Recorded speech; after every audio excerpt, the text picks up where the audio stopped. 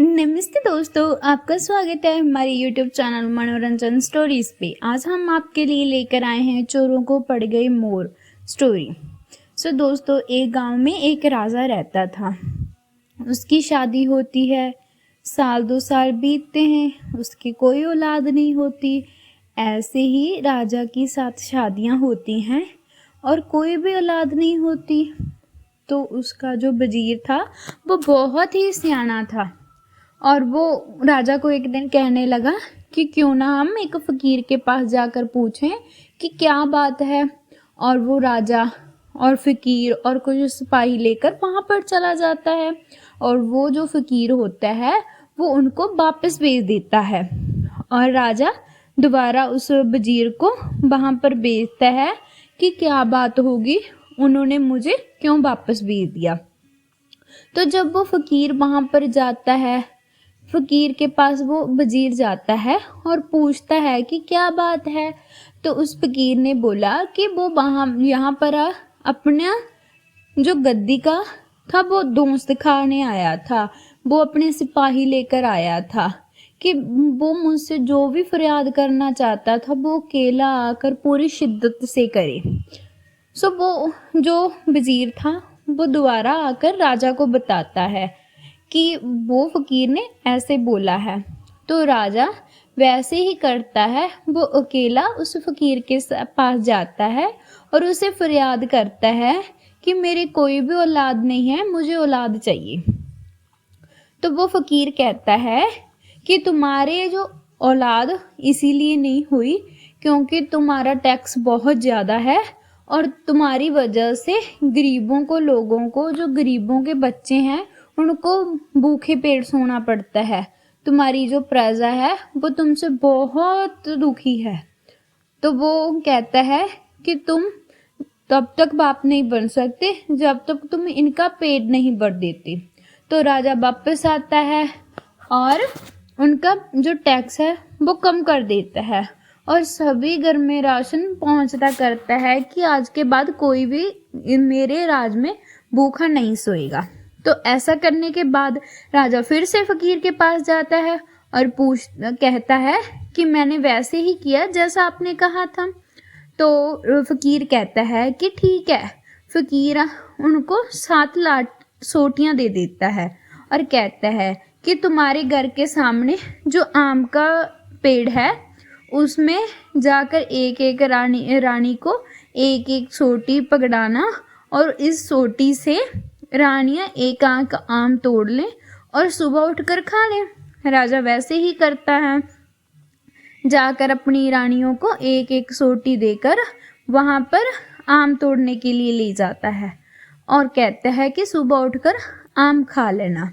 तो जो 6 रानियाँ थी वो तो सुबह उठते ही आम खा लेती हैं और जो एक रानी होती है वो थोड़ी सी अनगैली सी बरत देती है और वो आम को एक जगह पर रख देती है।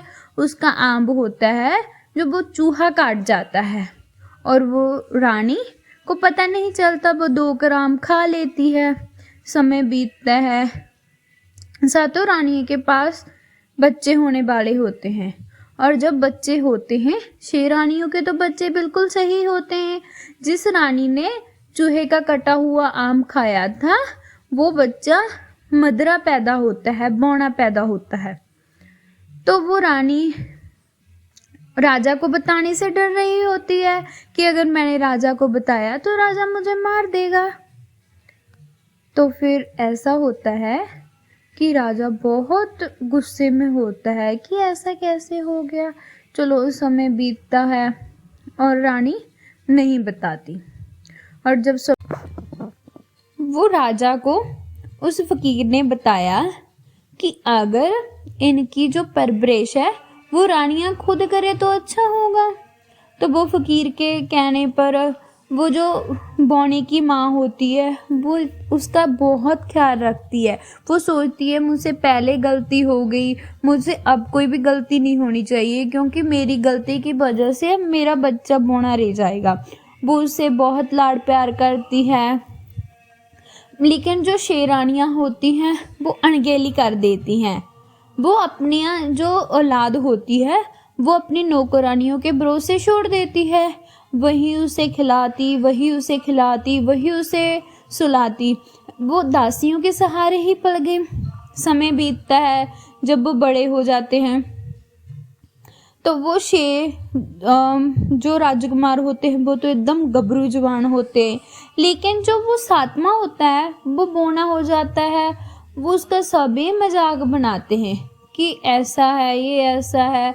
वो भी इससे बात कम करते हैं, लेकिन वो अपनी माँ को जाकर बताता है कि माँ मेरे साथ ऐसा क्यों करते हैं। तो उसकी माँ बोलती है कि कोई बात नहीं, बोलने दो, अब हमें सुनना तो पड़ेगा ही। तो एक दिन कुछ वो शेर राजकुमार बहुत हरकतें करते हैं। एक दिन उन्होंने कुएं पर जाकर कुछ लड़कियों के गड़े तोड़ दिए और वो अपनी माँ से पैसे लेकर उनकी बर्बादी कराता है। इसी तरह समय बीतता है। उसके जो 6 ब्रास थे वो काम बिगाड़ते थे, ये काम को संवारता था। अब राजा की प्रजा यही चाहती थी कि अगर हमारी गुरगद्दी पर बैठे तो वो राजगद्दी पर बैठे तो वो हमारा ये बौना ही चाहिए। तो जब समय बीत जाता है, राजा कहता है कि अब तुम्हारा समय आ गया है। उनको एक एक तीर पकड़ा देता है और कहता है कि तुम उस पहाड़ी के पास जाओ और वहां जाकर अपना तीर चलाओ, और जिस घर में तुम्हारा तीर गिरेगा वहीं पर तुम्हारी शादी होगी। तो वो सातों निकल पड़ते हैं। वो जो शेर राजकुमार होते हैं वो उस बौने के साथ बहुत गलत करते हैं। उसको छोटे बशेरे पर बिठा देते हैं। वो सोचते हैं हमारे घोड़े तो ट्रेन है, ये तो छोटा बशेरा है।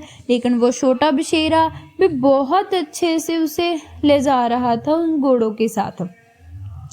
वो सोचते हैं कि ये हमारे साथ नहीं चलना चाहिए। वो उससे बहुत ही ईर्ष्या करते हैं। वो पहले तो उनको खरबूजे के खेत में भेज देते हैं। कहते हैं हमें भूख लगी है, जाओ हमारे लिए खरबूजा लेकर आओ। वो खरबूजा लेने जाता है, तब वहाँ का जो मालिक होता है वो उसे पकड़ लेता है। बोना उसको कहता है कि मैं राजा का बेटा हूँ, लेकिन वो नहीं मानता। कहता मैं नहीं मानता, राजा का बेटा ऐसा नहीं हो सकता। तभी वो उसको खेत में बांध देता है, और जब खेत में बांध देता है तभी वो बशेरा अपने दांतों से उसका जो रस्सी होती है वो खोल देता है, और वो उस पर सवार होकर फिर से उनके साथ रल जाता है। वो तो कहते हैं ये फिर से आ गया, और फिर उसे कुएं में धकेल देते हैं। जब वो कुएं में गिर जाता है तो वो आंखें बंद कर पुकार करता है कि मैं कैसे निकलूं। तो वहां पर बोर्ड होता है। बोर्ड अपनी दाढ़ी को लंबा कर कर, तनों को लंबा कर कर उसको बाहर निकाल लेता है, और वो बाहर निकल आता है। वो फिर से उस पर सवार हो जाता है बशेरे पर, और वो फिर से उनके साथ रल जाता है। इसलिए आगे जाकर एक गन्नों का खेत आता है। जब गन्नों का खेत आता है वो सभी कहते हैं कि हमें तो भूख लगी है, और वो अकेले को उसको फिर से गन्ने ले जाने भेज देते हैं। वहां पर जब मालिक आ जाता है उसे पकड़ लेता ही वैसे ही, और वो कहता है कि मैं राजा का बेटा हूँ, लेकिन वो नहीं मानते। कहते हम नहीं मानते। जब वो बहुत मिन्नतें करता है तो वो उसका मालिक कहता है कि ठीक है मैं तुम्हें जाने दूंगा अगर तुम मुझे ये बशेरा दोगे। तो पहले तो सोचता है कि मैं कैसे जाऊंगा अगर मैंने इसे बशेरा दे दिया तो, लेकिन फिर वो उसके पास कोई और ऑप्शन ही नहीं होती। वो उसको देकर चला जाता है और आगे चलता है, थक जाता है और पुकार करता है कि मेरे लिए कुछ तो हो, मैं थक गया हूँ। वो हाथ जोड़कर विनती करता है हवा से, आसमान से। हवा उसकी बात सुन लेती है, और वहाँ पर एक बिल्ली आ जाती है और कहती है कि तुम मुझ पर सवार हो जाओ। वो कहता है कि तुम तो बहुत छोटी हो। वो बिल्ली जो होती है वो बड़ी हो जाती है, कहती है कि मुझे तुम्हारी पुकार सुनकर हवा ने भेजा है। तो वो बिल्ली पर सवार हो जाता है, और बिल्ली बहुत तेज दौड़ती है और फिर से उनके साथ रल जाता है। वो बहुत ऐसा कहते हैं कि ये तो फिर से आ गया, लेकिन अब वो वहाँ पर पहुँच जाते हैं। और जब वो वहाँ पर पहुँच जाते हैं तो उसका जो तीर होता है वो तोड़ देते हैं बौने का, और अपना जो तीर वो चलाते हैं और घरों में जाते हैं। लेकिन जो वो बौने का जो तीर था वो छोटा था और वो एक गांव में जाकर गिरता है। गांव में जो तीर होता है वो एक लुटेरों के घर में जाकर गिरता है, और वहाँ पर जब बौना जाता है और कहता है कि मेरे साथ तो ऐसा हुआ कि हमारा जहाँ पे भी तीर गिरता है हम उस घर में ही शादी करते हैं। तो वो लुटेरे होते हैं और वो आपस में बात करते हैं कि अब हम इस बौने की बात मान ले, इसके साथ हम अपनी बेटी की शादी कर ले। लेकिन उनमें से एक कहता है कि क्यों ना हम अपने काम करने के लिए इसे रख लें, जो दिखने में भी बोला सा है। तो वो जब उसके पास जाते हैं बौने के पास तो कहते हैं कि हमारी लड़की रिश्तेदारी में गई है, तो तुम कुछ दिन यहीं रहो और उसकी उड़ीक कर लो, वो आ जाएगी। और वो बौना वहीं पर रहता है, वो उससे काम कराते हैं, वो वहीं रहने लगता है। कुछ दिन बीतते हैं। रात को सोते समय बौना उनकी बातें सुन रहा होता है। वो बातें कर रहे होते हैं कि कल को हमने यहाँ डाका डालना है, ऐसा करना है, और बोलते हैं कि हीरे छुपा देते हैं, ऐसा कर लेते हैं। और बौना जब उनकी बात सुनता है तो वो एक दिन जब घर पर नहीं होते तो बौना उनके बच्चों से पूछता है कि अब मैं तो आपका दोस्त हूँ, मुझे आप ये बताओ कि आपके घर में टोआ कहाँ है। उनमें से एक बच्चे ने टोआ देखा होता है कि यहाँ पर है, और पहले तो वो बताता नहीं और फिर कहता है कि तुम मेरे दोस्त हो, मैं तुम्हें बता देता हूँ। कहता है कि जो हमारे घर के पास जो बैठक है घर के बाहर, उसमें फर्श के नीचे टोआ फूटा हुआ है, और वो वहाँ पर जाकर देखता है वैसे ही होता है, और नीचे से हीरे मोती कुछ ज्वेलरी वो निकलती है। तो वो वैसे ही रखकर वापस आ जाता है और कुछ दिन इंतज़ार करता है जब वो सारे लोग घर से बाहर जाते हैं बड़ी लूट करने के लिए। और तभी वो एक आदमी को कहता है कि मुझे 7-8 खच्चर चाहिए।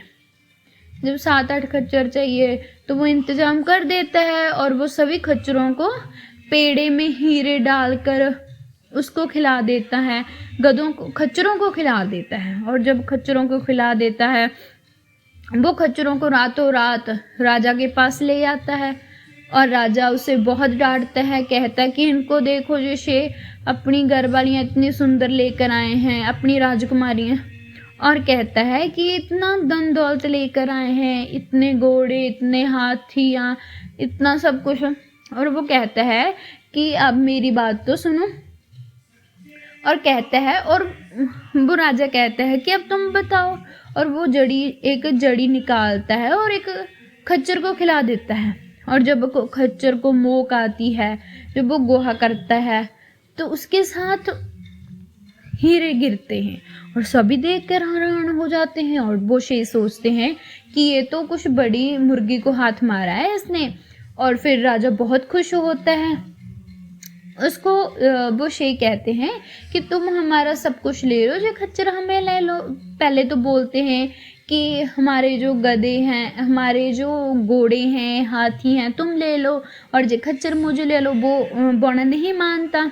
जब वो बौना नहीं मानता, रात होती है, रात को वो सभी खच्चरों को वो जड़ी खिलाकर उनमें से सारे हीरे बाहर निकाल लेता है। और जब सुबह होती है वो शेर कहते हैं कि तुम जो हमारे पिता ने दिया है वो धन दौलत तो तुम रख लो और हमें जो खच्चर दे दो। वो मान जाता है और कहता है कि तुम इससे नाराज मत करना, अगर तुमने इसे नाराज कर दिया तो ये हीरा देने बंद कर देंगे। वो कहते हैं कि ठीक है। इसी तरह जब वो अपने घर में लेकर जाते हैं तो उनको वैसे ही जड़ी खिलाते हैं खच्चरों को। वो मुँह के करीब जा रहे होते हैं, उनका सारा घर जो गंदा कर देते हैं, लेकिन वो कोई भी हीरा नहीं निकलता। वो उनसे कहते हैं कि ये हमसे कहीं नाराज तो नहीं हो गया, और फिर कहते हैं कि हमारे साथ अकड़ कर रहा है। वो बहुत पीटते हैं उन खच्चरों को। वो खच्चर मर जाते हैं और फिर वो फिर से वही बोने के पास आते हैं और कहते हैं कि तुम्हारे खच्चर तो मर गए, उन्होंने तो कोई हीरा ही नहीं दिया। और फिर वो बोना कहता है कि चलो हमारे पिता श्री के पास चलो, वही बताएंगे। और जब वो राजा के पास आते हैं और कहते हैं कि ऐसा हुआ, और फिर राजा बोलता है कि ऐसा हो ही नहीं सकता, मैंने तो अपनी आंखों से देखा है वहां से हीरे, उनके पेट में से हीरे निकलते हुए। तो वो पहले तो कोई भी बात नहीं करता, वो कहते हैं कि ऐसा हुआ, वो परेशान होकर बैठ जाते हैं, उनकी कोई भी बात नहीं सुनता। लेकिन फिर वो जो बोना था वो कहता है कि वो कोई भी जादुई खच्चर नहीं थे, कि मेरे साथ ऐसा हुआ कि इन्होंने मुझे तोड़कर तीर दिया था पिताजी, मैं आपके सामने इनकी सच्चाई लेकर आना चाहता था। इन्होंने मुझे पहले तो रास्ते में मेरे साथ ऐसा किया और फिर उन्होंने मुझे तोड़कर तीर दे दिया और मेरा एक लुटेरों के घर में तीर जा गिरा और वहाँ पर मुझे सोना चांदी ऐसे मिला। तो वो बहुत खुश होता है और वो शेरों को सजा देता है और कहता है कि अब जो मेरी राजगद्दी है उस पर बोना बैठेगा। ये ऐलान किया जाता है और जब ऐलान किया जाता है वो रात को ही घर छोड़कर चला जाता है। जब रात को ही घर छोड़कर चला जाता है, अभी तक जो लोगों का कहना है कि बोना वहाँ पर जो हड़ आए थे उसमें किसी के पशु चार रहा होता है, किसी की सहायता कर रहा होता है, किसी को खाना खिला रहा होता है। अब तक जो लोक कथाओं में यही मशहूर है। अगर आपको हमारी ये कहानी अच्छी लगी तो लाइक शेयर कमेंट ज़रूर करना और हमारे चैनल को सब्सक्राइब ज़रूर कर लेना। Thank you.